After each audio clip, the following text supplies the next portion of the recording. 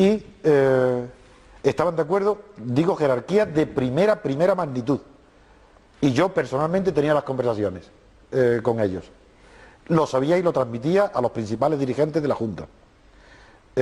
Sin embargo, se transmitió el mensaje una vez que el Partido Socialista Obrero Español decidió pactar con el régimen a espaldas y a escondidas del resto de sus compañeros, para lo cual fue muy oportuno que yo estuviera en la cárcel, porque sabía todas esas maniobras y estaba informado desde el extranjero por las más altas personalidades europeas. Se transmitió el mensaje del peligro, en el sentido de que yo y la Junta, los que defendíamos la ruptura y ese pacto en el ejército, queríamos ponerlo al pie de los caballos al Partido Comunista, al otro. Y siguieron la línea del PSOE, que fue el primero que dio el paso para pactar con el franquismo, la siguieron los demás partidos. Hasta tal punto es grave la inclinación del PSOE para pactar con el franquismo, que muy pocas personas saben, antes de Suárez, es decir, con la ventanilla de Fraga, y que en mi despacho, en una reunión en la que asistieron todos los partidos políticos, de la plataforma de todos, se sometió el problema de la ley de reforma aquella de la Fraga de ministro, de pasar por... Y el PSOE, en la que asistieron 3 representantes, estaba Gómez Llorente, estaba Mújica y estaba Galeote, dijeron que ellos iban a pasar por la ventanilla. Entonces yo dije que eso era incompatible con estar en la Junta Democrática, y dijeron que quién se iba a atrever a echarlo, y dije que yo mismo lo propondría. Ruiz Jiménez salió de mi despacho dando un portazo, porque estaba también de acuerdo con el pacto de la reforma. Y eso se hizo antes del nombramiento de Suárez. Por tanto, tiene que saber, la opinión pública española tiene que saber que el PSOE había recibido instrucciones de la Internacional Socialista de pactar con el franquismo, estando Arias y Fraga en el gobierno. Esto es noticia. ¿Puedo agregar algo? Sí. Me parece muy... yo quiero recordar que el sábado Santo Rojo, 1977, cuando se legalizó el Partido Comunista, había una reunión del Comité Ejecutivo del PCM, yo estaba allí entonces, y teníamos comunicación con algunas personas que estaban en el todavía alto Estado Mayor, que había una reunión de militares, etc. El asunto estuvo peliagudo. Y yo, sin entrar en todo el prolegómeno, porque son de meses antes, lo que ha dicho Antonio García Trevijano, sin entrar en eso, yo diría que eso fue lo máximo que se pudo hacer en ese momento. Es decir, además, aparte de que el propio presidente del gobierno, que entonces era Suárez, no se planteó poner a referéndum el régimen político, no se lo planteó.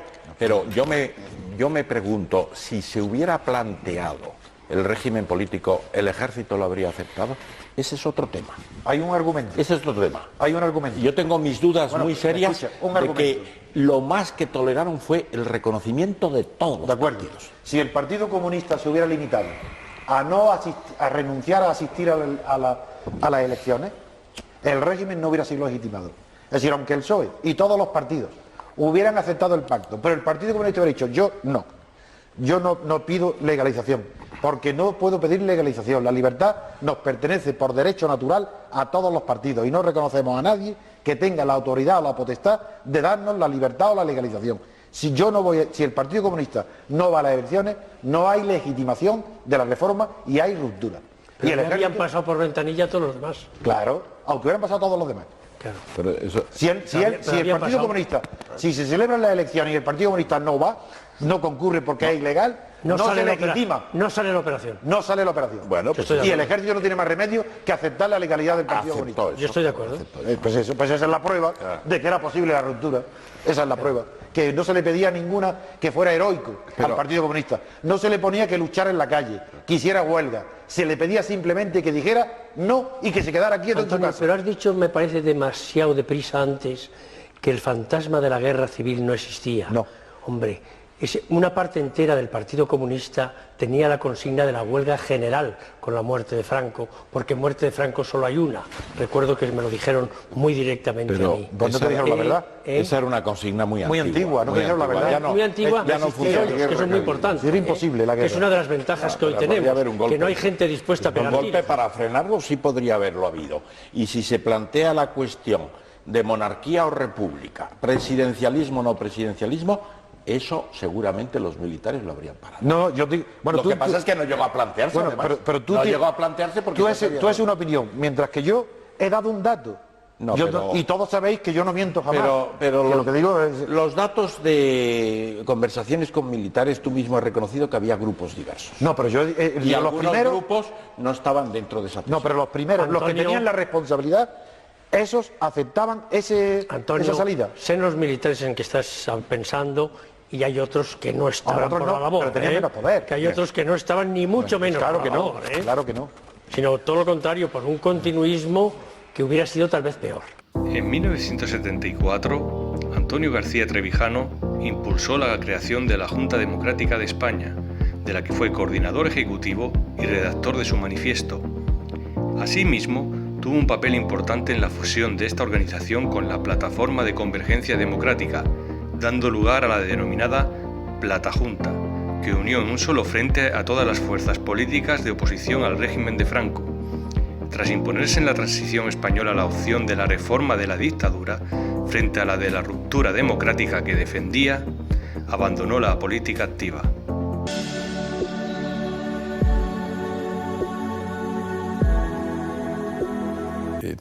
Bueno, las elecciones en mayo del 74, yo estoy en el equipo personal de Mitterrand, pues obviamente tenía muy buenas relaciones con la alta dirección política de la izquierda francesa y me invitan a un congreso que es de socialistas que ahora va a venir de España en octubre siguiente en un pueblo al lado de París que se llama Suresnes. Y yo dije que no iba. Y es una decisión que marca indudablemente todo el resto de mi vida. ¿Y por qué yo dije que no iba a Suresnes? Porque en mi análisis lo que se iba a hacer en Suresnes es crear una plataforma de jóvenes que llegaban del interior, pero a los que se iba a confiar una misión, que era la de ocupar el espacio político electoral de la franja socialista en preparación del posfranquismo. Y bueno, yo que había estudiado y vivido lo que es una intervención extranjera en otro país, obviamente que como español consideraba que no podía cooperar en una operación que tal como yo la conocía y los elementos que a mí me llegaban, era una operación de intervención, digamos, preventiva para la fase posfranquista en España. Por eso no fui. Y los hechos posteriores me demostraron que mi análisis era lamentablemente correcto. Los hechos. Y después las investigaciones y las revelaciones publicadas mucho después pues lo confirman. Por ejemplo, en el año 89, 2009, se publica un libro de Michael Müller sobre los servicios secretos alemanes que explica la operación Pólipo. La operación Pólipo es una operación convenida entre el canciller Schmidt de Alemania, el presidente republicano de Estados Unidos Ford y el secretario de Estado Kissinger para financiar equipos que en España pudieran dirigir el país después de la muerte de Franco. Y se invirtieron decenas de millones de dólares y de marcos concretamente, ¿no? Que en un momento en el que cuando muere Franco, España es un desierto político. Los cuadros políticos no existen, con excepción de algunos del Partido Comunista. Pero en el espacio socialista era el desierto. Absolutamente. De forma que nadie tenía un duro. Y en esas circunstancias, millones de dólares y millones de marcos montan evidentemente aparatos políticos que ocupan el espacio. Pero lo ocupan precisamente, y esto es muy importante, la soberanía popular. La soberanía popular fue secuestrada el 39, manu militari, por la dictadura, por el dictador concretamente. Führerprinzip, fuente del derecho, es el caudillo, el resto es subordinado. Entonces, que esa soberanía popular, ese control de la soberanía popular, muerto el caudillo, muerto el Führer, evidentemente tenía que cambiar la situación. Pero ¿cómo hacer que el restablecimiento del sufragio universal se hiciera de manera tal que los españoles no recuperaran su plena soberanía popular? Ese era el punto político clave por el cual se estaba financiando a equipos políticos de todo el espectro, que podían tener algunas posibilidades. Y efectivamente, nuestra Constitución, todo el sistema político que se monta en esos años, busca precisamente cómo controlar a esa soberanía popular. Por ejemplo, se montan equipos cooptados políticamente, a los que se les provee de financiamiento, pero en la Constitución y en las leyes que la desarrollan se aplica un sistema electoral de listas bloqueadas y cerradas, lo que significa que el jefe, el líder de ese partido, que está cooptado y que cuenta con los millones, en su mayoría una bolsa negra, dinero negro, puede perfectamente situar a las personas que él mismo coopta. A su vez, pues si no les resultan y no votan correctamente, pues en las listas siguientes ya no van. Con lo cual hay una degradación progresiva de la calidad de la representación en el Parlamento y en las instituciones políticas españolas que nos ha llevado a la situación en que estamos actualmente.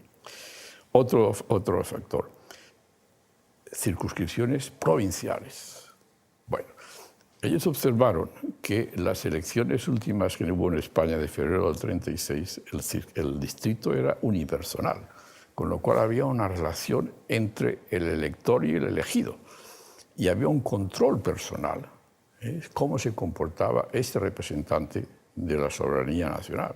Y si no se representaba de acuerdo con sus electores directos, le gustaba, pues en las siguientes elecciones pues no podía, seguramente no sería elegido. Con el sistema de lista cerrada y bloqueada provincial, nadie sabe quién es su representante.